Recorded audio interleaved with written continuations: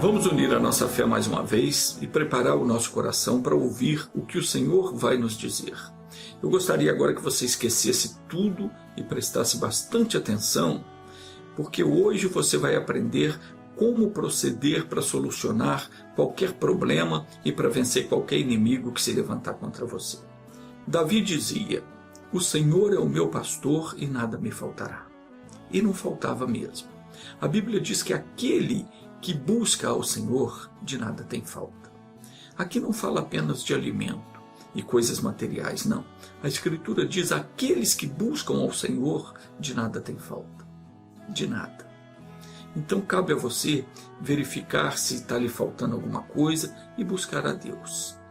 Está faltando saúde? Busque a Deus. Está faltando suprimento? Busque a Deus. Está faltando condições para uma vida confortável? Busque a sabedoria de Deus. Está faltando paz? Está faltando felicidade? Está faltando o namorado, a namorada, o marido, a esposa? Busque. Falta o que mais? Não importa o que. O prazer do Senhor é ver os seus filhos realizados. Ele disse para o Davi: "Eu te ungi rei de Israel. Eu te salvei das mãos de Saul. Eu te dei o palácio e as mulheres do teu Senhor. Eu te dei a casa de Israel e de Judá. E se isso ainda fosse pouco, se isso não fosse suficiente, eu haveria te acrescentado muito mais." O Salmo 81, versículo 10 diz: "Eu sou o Senhor, teu Deus, que te tirei da terra do Egito. Abre bem a tua boca e eu a encherei." Então preste atenção no que Deus diz. Não fica por aí dando murro em ponta de faca, se curvando diante das circunstâncias que o diabo impõe, fazendo das tripas coração para conseguir uma coisinha aqui e outra ali. Você não tem que se matar de trabalhar para conseguir algo. O Senhor está dizendo: "Eu te tirei da terra do Egito", isso é, da terra da servidão. "Eu te libertei da escravidão. Eu sou teu Deus e tenho poder para te dar o que for necessário." E o que você precisa fazer? Se envolver mais com Deus. Se envolver cada vez mais com o Senhor. "Ah, mas eu tento e não consigo. A coisa não muda, parece que Deus não me ouve." O profeta Isaías, ele declarou que Deus não está surdo para que não possa ouvir. E o que está acontecendo então? Segura aí que eu já volto para a gente conversar mais sobre isso.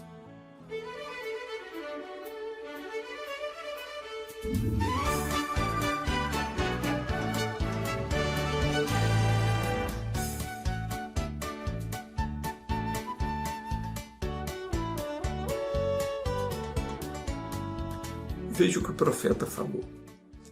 Isaías, capítulo 59, versículos 1 e 2. Está escrito assim: "Eis que a mão do Senhor não está encolhida para que não possa salvar, e nem surdo o seu ouvido para não poder ouvir. Mas as vossas iniquidades fazem separação entre vós e o vosso Deus. E os vossos pecados escondem o seu rosto de vós, para que não vos ouça." No livro de Amós, capítulo 3, versículo 3, diz assim: "Andarão dois juntos, se não estiverem de acordo?" Quando você anda de acordo com a palavra de Deus, Deus anda com você.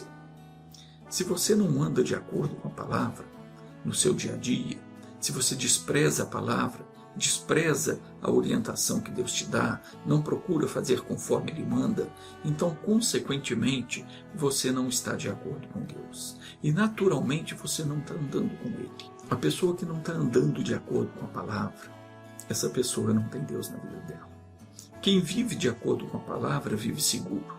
Essa pessoa tem uma convicção, uma certeza de que Deus está presente, porque ela sente o Senhor do lado dela. E esse sentir não é sentir arrepio, sentir um calor, nada disso. É no Espírito. Você percebe a presença de Deus. Você sabe que Ele está do seu lado porque você vive de acordo com o que agrada a Ele. Jesus garantiu que estaria conosco todos os dias da nossa vida. Ele disse, está escrito em João 14, 23, "Se alguém me amar, guardará a minha palavra. E o meu Pai o amará e viremos para Ele e faremos nele morada." Meu irmão, quando Deus mora em você, você age como Davi. Pode aparecer o leão, pode aparecer o urso, você não tem medo. Você não se assusta com nenhum gigante. Você não sente medo porque você anda com Deus. E como é que você tem essa certeza? Porque você anda de acordo com a palavra. É isso que te dá a certeza de que você está com Deus. Quando você anda de acordo com a palavra. Quando a gente anda de acordo com a palavra de Deus, a gente se sente seguro. Nós temos uma confiança que muita gente não tem. Quando uma pessoa fica assustada diante do mal, quando ela teme diante de um diagnóstico desfavorável, é um sinal de que a vida espiritual dela não vai bem. Essa pessoa não está vivendo em comunhão com Deus. Veja o exemplo de Saul. Saul era um jovem da tribo de Benjamim. Na época, o profeta era o Samuel. E Deus disse para o Samuel: amanhã, a estas horas, eu te enviarei um homem da terra de Benjamim, o qual ungirás por rei sobre o meu povo de Israel. E ele livrará o meu povo das mãos dos filisteus. E assim aconteceu. Saul foi feito rei de Israel.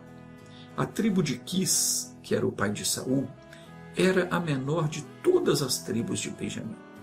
E Saul era o menor da casa de seu pai. Mas Deus o escolheu para fazer dele rei sobre o seu povo. Porque Deus não vê como o homem vê. Deus não olha para o exterior, não olha para a aparência, não olha para a condição financeira. Deus olha para o coração de cada um.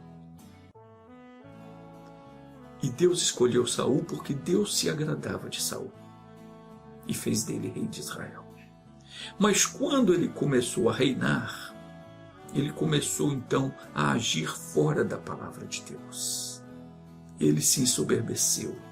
Ele começou a desprezar as coisas que o profeta falava com ele. E ele pensou que podia fazer as coisas do jeito dele. E aí então o Espírito de Deus se afastou dele. Tem gente que quando começa a reinar, entenda bem, quando essa pessoa começa a melhorar de vida, ela despreza a palavra de Deus. A pessoa quando tem fartura, quando tudo está bem, quando as coisas caminham às mil maravilhas, ela despreza a Deus. E muitas vezes ela fecha os ouvidos para não ouvir. Ela não faz caso de Deus. E muitas vezes é uma pessoa religiosa, uma pessoa que vai na igreja. Mas o que acontece é que a religião ensina tudo errado. E a pessoa aceita aquilo que a religião ensina, mas não aceita o que a palavra de Deus diz. Ela não examina a Bíblia para ver se aquilo está de acordo ou não. E se alguém então falar para ela que a religião dela está ensinando a coisa errada, até ela se revolta. Ela tapa os ouvidos para não ouvir. E aí, quando o inimigo vem, ela se desespera. Na primeira investida do maligno, no primeiro sintoma, a pessoa já desaba. Aí vai correndo pedir oração. Quanta coisa podia ser evitada. Mas a pessoa não dá ouvidos, não dá atenção para o que Deus diz. E depois então, ela pena um bocado na mão do inimigo. Foi mais ou menos assim que aconteceu com Saul. Ele começou a reinar e chegou o tempo que ele achou que Deus seria com ele de qualquer maneira. Ele pensou que Deus que podia fazer o que quisesse, que Deus estava com ele. Então ele achou que podia desprezar as coisas que o profeta ensinava. Ele deve ter pensado, se Deus fala com o profeta, ele fala comigo também. Só que ele se esqueceu de que o profeta levava uma vida consagrada. E claro, Deus também falaria com ele se ele vivesse em consagração, porque Deus não faz acepção de pessoas. Mas ao contrário, ele pensou que podia fazer a coisa do jeito dele. E quando é que então Saul foi perceber que Deus já não estava mais com ele?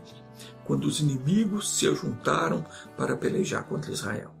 Veja o que diz no 1 de Samuel, capítulo 28, versículo 4 e 5. Diz assim: os filisteus se ajuntaram e vieram acampar em Sunem.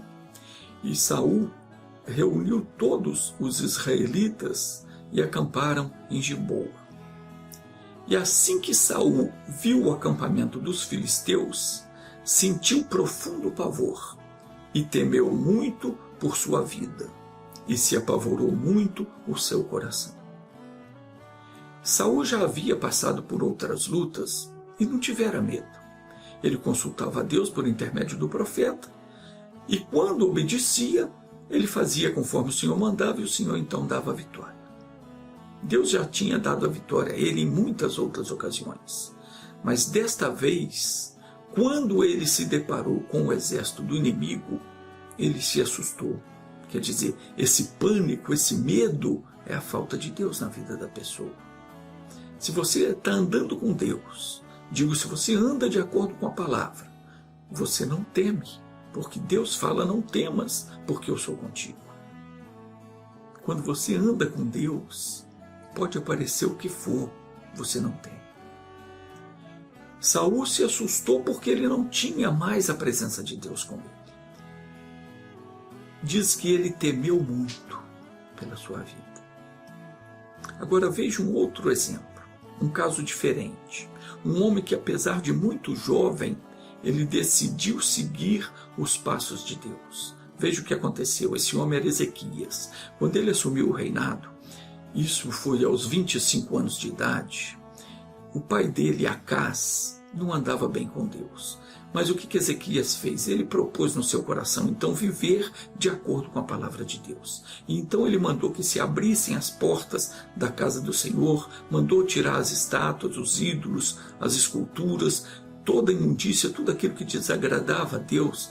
E ele mandou chamar então os levitas e os escribas e mandou que eles ensinassem a palavra de Deus ao povo. E ele então assumiu, se santificou, santificou o povo e fez com que todos andassem no caminho de Deus. Quando você se assume em Deus e passa a fazer o que Deus manda, passa a viver de acordo com a palavra de Deus, isso te dá uma segurança enorme e faz de você uma pessoa forte na fé. Mas isso não quer dizer que o inimigo nunca mais vai tentar você, não. Porque enquanto nós vivemos nesse mundo, o inimigo vai estar aprontando em todo o tempo. E ele vai querer a todo tempo nos derrubar. Mas você pode ter certeza de uma coisa: se você permanecer na palavra, você jamais vai cair. Veja o que aconteceu com Ezequias. Diz o segundo livro de Crônicas, capítulo 32, versículo 1. Passados estes acontecimentos, quais acontecimentos? O fato dele assumir o reino, tirar toda a imundícia, tirar as estátuas, jogar aquilo tudo fora, se consagrar, se santificar a Deus, ensinar ao povo a palavra de Deus. Então, passado essas coisas, Senaqueribe, rei da Assíria, invadiu Judá e sitiou as cidades fortes com o propósito de conquistá-las. E tinha planos de invadir Jerusalém. Então veja que, apesar de Ezequias estar andando com Deus, fazendo tudo certo, apesar da sua fidelidade a Deus, o inimigo se levantou contra ele e se preparou para atacá-lo. Veja que mesmo ele vivendo em obediência, mesmo obedecendo a palavra de Deus, o inimigo se levantou contra ele. E se ele fosse uma pessoa incrédula, então ele poderia ter questionado: meu Deus, isso não podia acontecer comigo, eu sou um homem fiel, eu tenho feito tudo conforme o Senhor manda, eu tenho ensinado a sua palavra ao povo, o Senhor não podia ter deixado isso acontecer. Enfim, tem gente que é assim, né? Tem gente que está sempre reclamando ao invés de confiar. Mas Ezequias ficou firme, ele sabia que Deus estava com ele. Então veja o que ele fez. Está escrito em 2 de Crônicas, capítulo 32, versículos 6 ao 8. Está escrito assim: designou Ezequias oficiais de guerra para comandar o povo, e reuniu-os na praça da porta da cidade, e lhes falou profundamente ao coração, dizendo: sede fortes e corajosos, não temais nem vos assusteis por causa do rei da Assíria, e nem por causa do seu enorme exército, pois maior é o que está conosco do que o que está com ele. Com ele está o braço de carne, um braço humano, mas conosco está o Senhor nosso Deus, para nos ajudar e para guerrear por nós. E todo o povo, naquele mesmo momento, se encheu de confiança e descansou nas palavras proferidas pela boca de Ezequias, rei de Judá. É isso que nós temos que fazer. Quando o inimigo se levantar contra você, você fica firme. Você diz, eu não vou temer, eu não vou me assustar por causa desse diagnóstico, por causa dessa dor, por causa dessa ameaça, por causa disso, por causa daquilo outro. E por que eu não vou me assustar? Porque maior é o que está comigo do que o que está no mundo. Mas veja bem, para isso você tem que estar andando com Deus. Não é só falar da boca para fora, não. Tem um montão de gente por aí recitando, o Senhor é meu pastor e nada me faltará. Mas se você olhar direitinho, você vai ver que na vida dessa pessoa está faltando tudo. E por que está faltando? Porque ela fala de Deus da boca para fora. Ela não vive a fé, ela não vive de acordo com a palavra. Conclusão, ela não está de acordo com Deus. Por esse motivo, os dois não andam juntos. Em 2 de Crônicas, capítulo 15, versículo 2, está escrito que o Senhor está convosco enquanto vós estáis com ele. Se o buscardes, o achareis. Mas se o deixardes, ele vos deixará. Se você não anda de acordo com a palavra, não se engane. Não pense que porque você é uma pessoa religiosa, que vai na igreja, que faz as suas rezas, e por isso você está com Deus e Ele com você. Se você não está vivendo de acordo com o que a palavra de Deus ensina, você não está de acordo com Deus. E muito menos Ele está de acordo com a sua maneira de viver. A Bíblia declara como é que Deus quer que você viva. E o que é que Ele espera de você. E Jesus foi enfático ao dizer, nem todo o que me diz Senhor, Senhor, entrará no reino dos céus, mas aquele que faz a vontade do meu Pai que está nos céus. Mas voltando aqui, se você andar de acordo com a palavra, você não precisa temer mal algum. Surgiu um problema qualquer, coloque-se diante de Deus, invoque o poder dele sobre a sua vida e sobre a vida dos seus entes queridos. E pode ter certeza que ele vai te socorrer. Quando uma pessoa anda com Deus, ou seja, quando ela vive de acordo com a palavra, o Espírito de Deus habita dentro dela. Jesus falou que Ele e o Pai faria morada naquele que guardasse a sua palavra.